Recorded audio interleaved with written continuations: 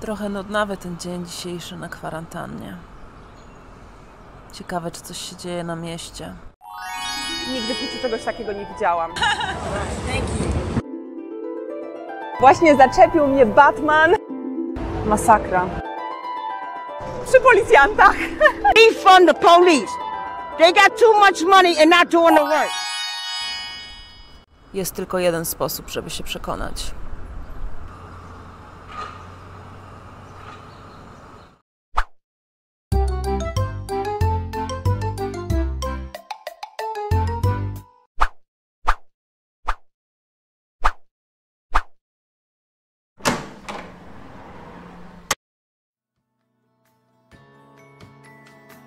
Polka w Ameryce.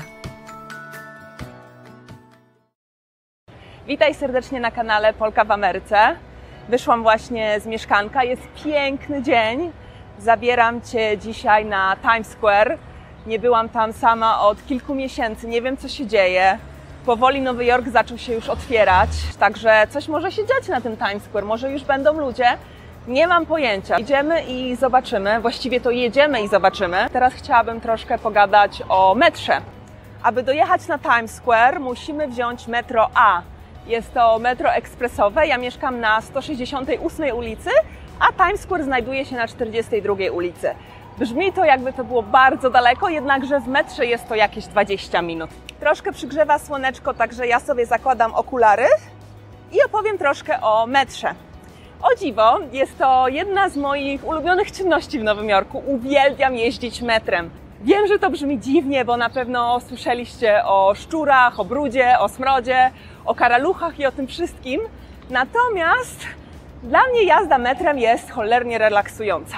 Ja sobie czytam książkę, słucham muzyki. Tak naprawdę to jest jedyna część dnia, kiedy jeszcze się pracowało i chodziło się do pracy, kiedy mogłam tak naprawdę w pełni się zrelaksować i przygotować się po prostu do dnia pracy. Metro w Nowym Jorku jest olbrzymie, jest to jedna z największych sieci na całym świecie. Mamy aż 472 stacje i 24 linie.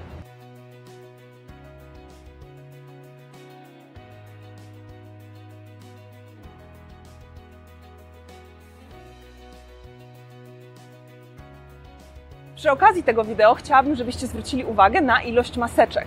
Ponieważ Nowy Jork był tak bardzo uderzony przez koronawirus, to jak widzicie, co chwilę kogoś mijam i każda z tych osób ma maseczkę.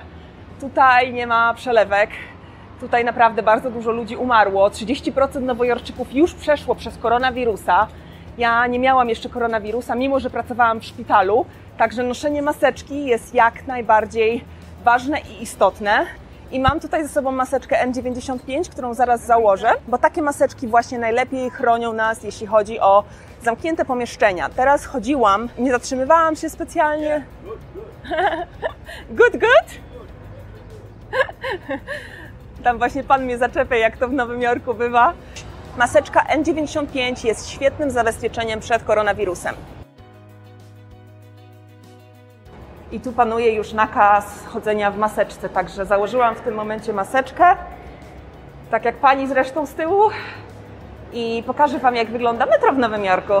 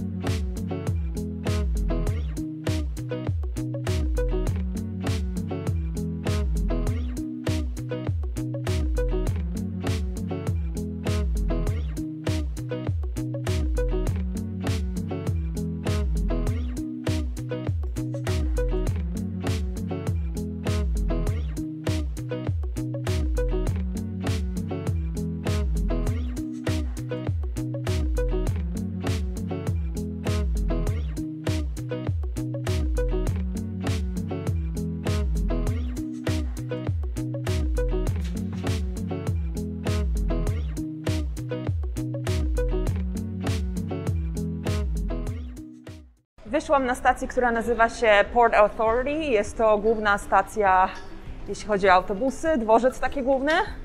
Jak widać, tutaj jest mnóstwo policji w tym momencie.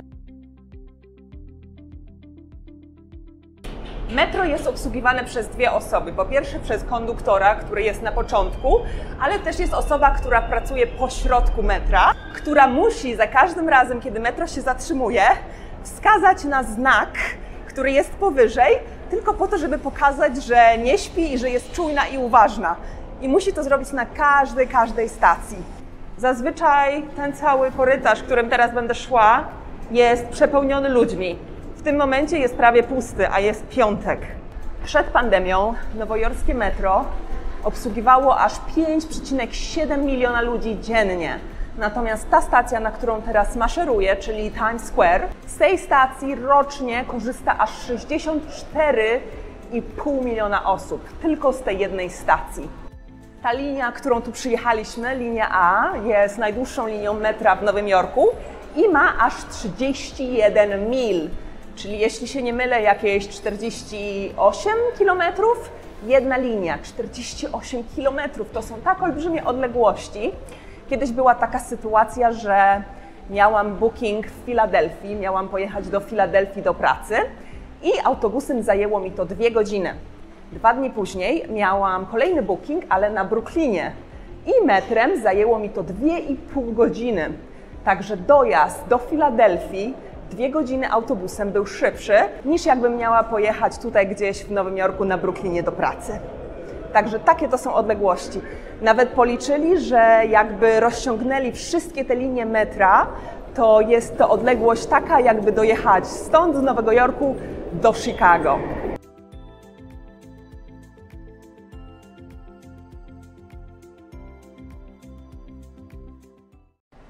Wyszłam z metra i idę w stronę Times Square. Turystów w tym momencie nie ma w Nowym Jorku, także jestem ciekawa, jak wygląda Times Square, ponieważ ludzie, którzy tu mieszkają, my nigdy nie chodzimy na Times Square. Nie cierpimy Times Square. Times Square jest zawsze wypełnione po brzegi turystami, ledwo da się przejść, co chwilę próbują Ci na każdym kroku coś opchnąć, coś sprzedać. Także chodzenie na Times Square zupełnie mija się z celem. Traci się czas, traci się energię, traci się dobry humor de facto, ponieważ po prostu te tłumy, aż Ci się tam nie chce być. Podczas pandemii Times Square było całkowicie puste, także zobaczymy, co teraz się dzieje. Dzisiaj też jest wyjątkowe święto. Dzisiaj jest tak zwany Juneteenth. Jest to święto emancypacji niewolników. Zniesiono w sumie niewolnictwo już w 1863. Lincoln to zrobił z 1 stycznia w 1865, czyli aż 2,5 roku później wkroczono do Teksasu i oświadczono, że każdy niewolnik w tym momencie jest wolny i jeśli chcesz wciąż utrzymywać tą siłę roboczą, to już nie będzie to jako niewolnik, tylko już to będzie Twój pracownik. Takim oświadczono właśnie w Teksasie w 1865 roku, 19 czerwca i od tamtej pory zniesiono już całkowicie niewolnictwo. Teksas był ostatnim stanem, który nie chciał się dopasować, także to z winy trochę Teksasu ta data jest 2 lata opóźniona. Wow! Doszłam do Times Square i przyznam się szczerze, że jestem w szoku. Tak jak ilość reklam się nie zmieniła, ilość światła w tym miejscu się nie zmieniła, ilość policjantów się nie zmieniła, natomiast co się zmieniło, to liczba ludzi. Nigdy w życiu czegoś takiego nie widziałam.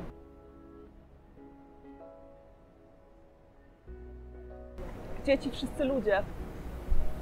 Times Square jest puste, proszę Państwa. No takiego widoku, powiem szczerze, że aż takiego widoku, może tak powiem, się nie spodziewałam. I już teraz widzę, że już powoli ludzie zaczynają przychodzić, siadać sobie, coś jeść.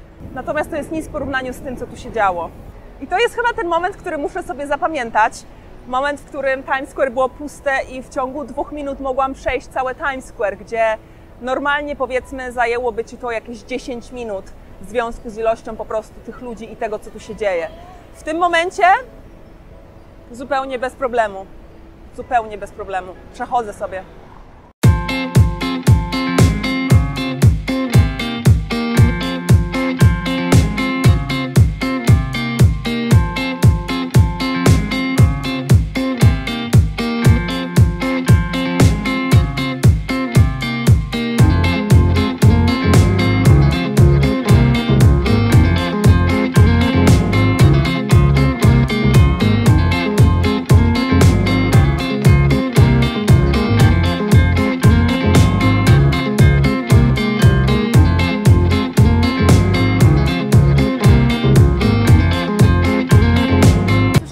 może o tym słynnym nagim kowboju z Times Square?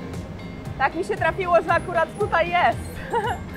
To jest taka osoba, która po prostu gra sobie na gitarze i ma tylko gacie na sobie. Zresztą tu jest tyle po prostu smaczków wokół mnie w tym momencie. Ja nawet nie wiem, na czym się skupić. Na przykład ta osoba sobie teraz przechodzi. Po prostu, taka osoba sobie przeszła. Nowy Jork!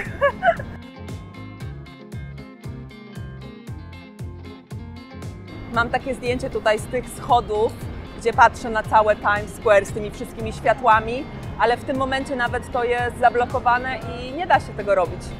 To już nie jest to samo. Widzę, że tutaj są jakieś demonstracje, się zaczynają, także zaraz zobaczymy, co tu się dzieje. Zakładam maseczkę, bo zbliżam się do ludzi.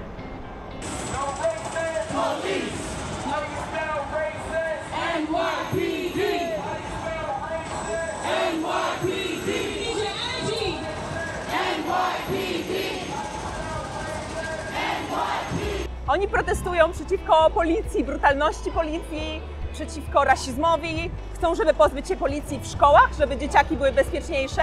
I wszystko to się odbywa przy policjantach.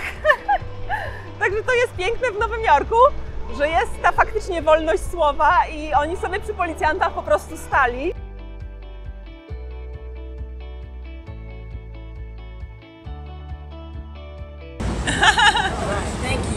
Thank you. Dałam nagiej pani $1, a czemu nie? Jakby ktoś chciał ją wygooglować, to dała mi też kartkę. To są informacje nagiej pani.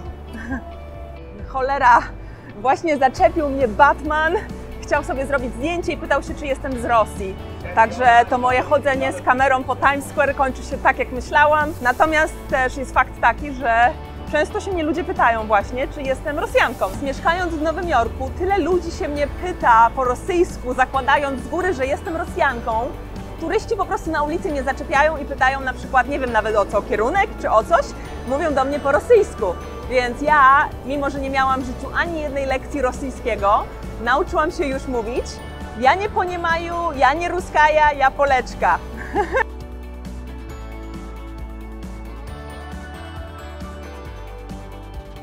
I to tyle, jeśli chodzi o Times Square. Teraz się przemieszczam, wchodzę do mojego ukochanego metra i jadę dalej. Jest jeszcze jedno miejsce, które chciałabym bardzo pokazać.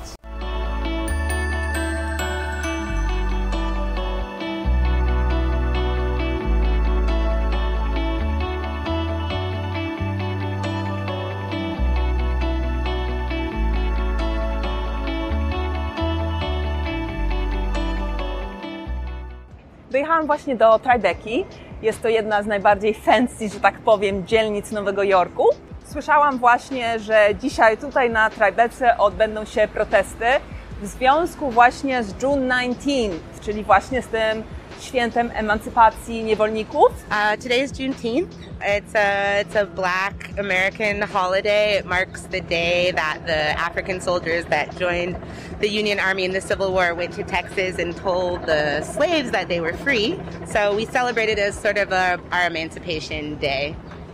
I teraz są nawet rozmowy prowadzone w związku z tą całą akcją Black Lives Matter. Teraz są prowadzone rozmowy w rządzie na temat uczynienia tego dnia 19 czerwca świętem narodowym. No już zaczyna robić się głośno, widzę coraz więcej ludzi, ale jaja. A swoją drogą nigdy nie widziałam Tribeki tak pustej, zaklepanej dechami. Wszystko tu jest pozamykane. Masakra. To miejsce tętniło życiem i turystami.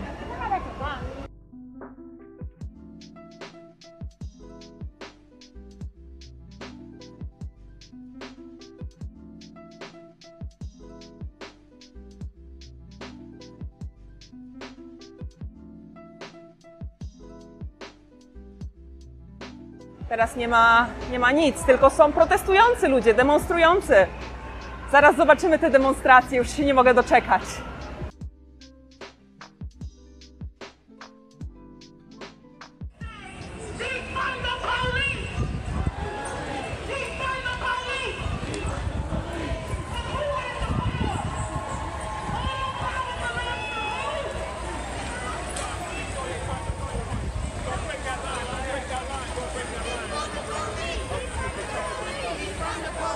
Defund the police!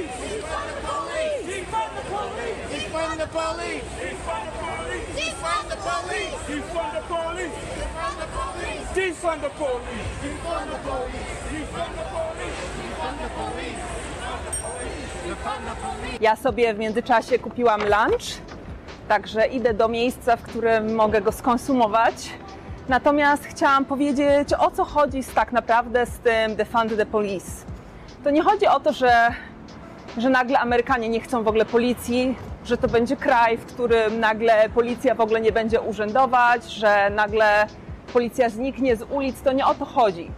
W haśle Defund the Police chodzi o to, że policja ma olbrzymie fundusze i rząd federalny zawsze wysyła im najnowsze sprzęty, noktowizjery, opancerzone samochody, broń nowej generacji. I w momencie, kiedy dzwonisz na to słynne 911 i mówisz, że na przykład jest bójka, albo ktoś pobił dziecko, albo rodzina się kłóci, jakakolwiek z takich sytuacji, policja jest zawsze wysyłana. Nie wysyłane są służby społeczne, jacyś psychologowie, jacyś negocjatorzy, nikt taki, zawsze to jest policja. A oni nie mają przygotowania socjologicznego, przygotowania psychologicznego przede wszystkim też i po prostu nie wiedzą, jak sobie radzić z tymi sytuacjami. I dlatego niestety często tego typu sytuacja, że na przykład ostatnio ktoś został zabity, a de facto tylko dlatego policja przyjechała, bo facet zasnął w samochodzie, bo był pijany i spał nie prowadząc samochodu i mimo, że może blokował jakiś tam wjazd do fast foodu, dobra, no ale to nie jest powód, żeby od razu jakby zginąć, i to nie jest też powód, żeby od razu wysłać policję de facto, a od razu wysyłają policję. Policji nie potrzeba tego typu wysoko rozwiniętych technologicznie sprzętów.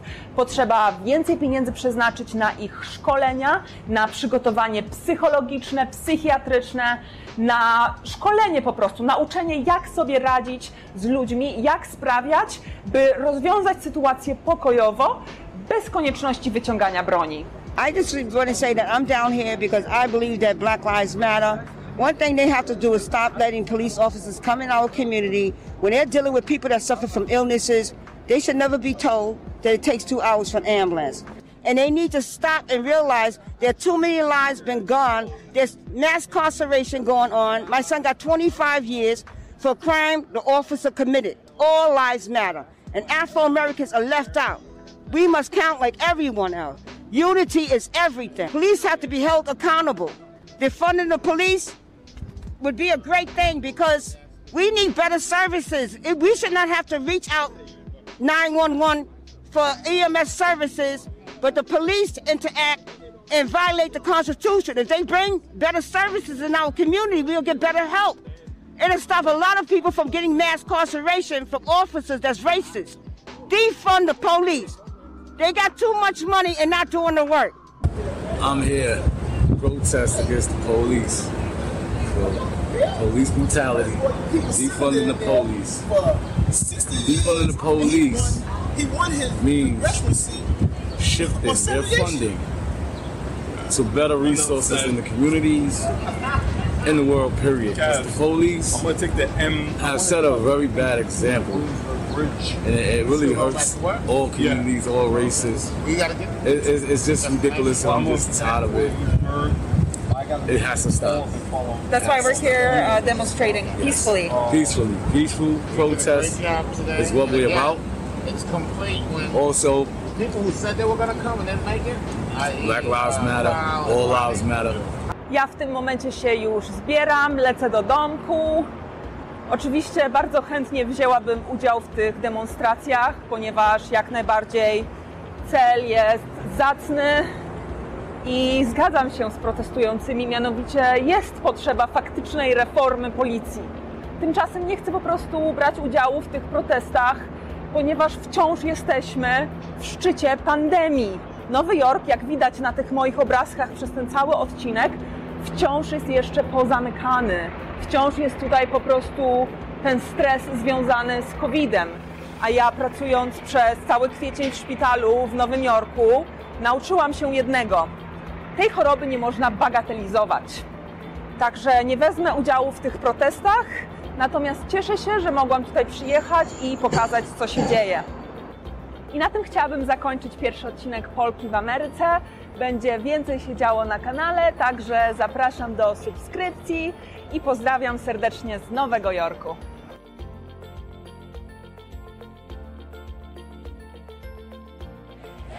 Defund the police! Defund the police! Defund the police! Defund the police!